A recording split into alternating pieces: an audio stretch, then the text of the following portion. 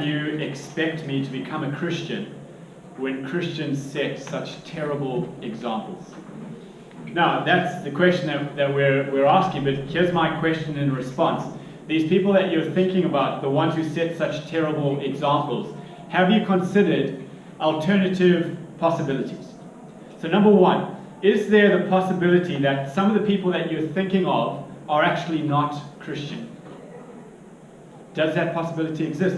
Jesus highlights that possibility. He says that there will be people who will even act in his name, who will do incredible things in his name. But at the end of the day, he'll say to them, "Depart from me, I know you not." The world, you'll know this, is full of fakes. Fake news, fake tans, if you're a whitey, fake smiles, fake ID books. So isn't there the possibility that your examples are actually not Christian? And so wouldn't it be silly to dismiss Christianity on the account of fake Christians? Number two, have you considered the possibility that these people may be Christian, but perhaps immature Christians? Because this is worth us knowing.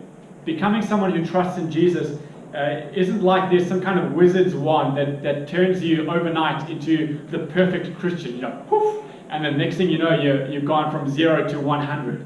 We all have a lot of maturing and growing that we have to do. But rejecting Christianity because of the example of immature Christians is like rejecting the possibility of running the Comrades Marathon because you're looking at a 1-year-old who can barely walk.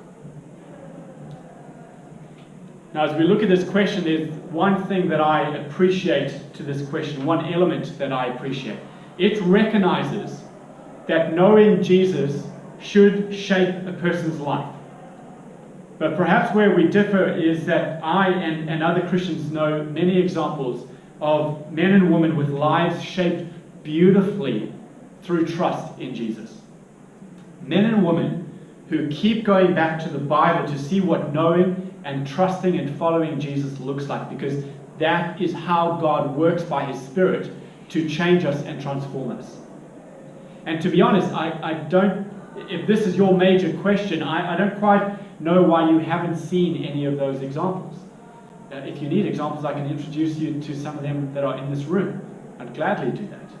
They're with you in this room right now. I also have a fear when it comes to this question.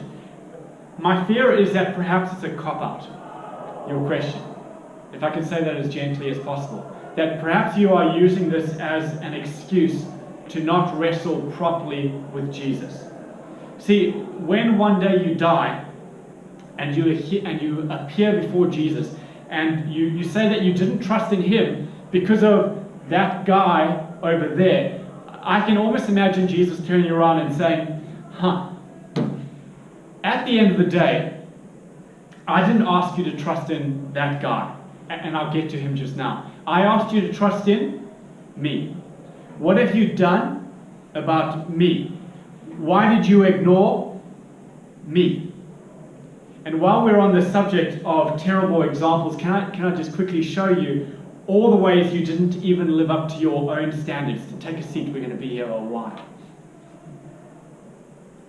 See, again, the people who are asking this question, you're right in a major way. Knowing Jesus should change and transform lives, and I can show you examples of that, historic and current.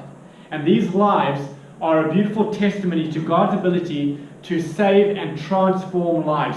We should seek and expect examples like that. So I do agree with you on that. But even the best examples will always be imperfect examples.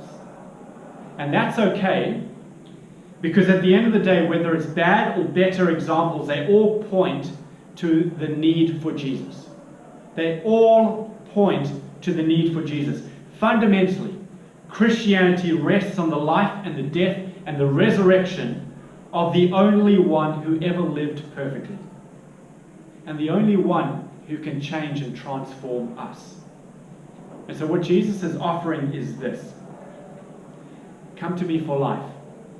I will bring you back into relationship with the God that you have rejected and failed to live under.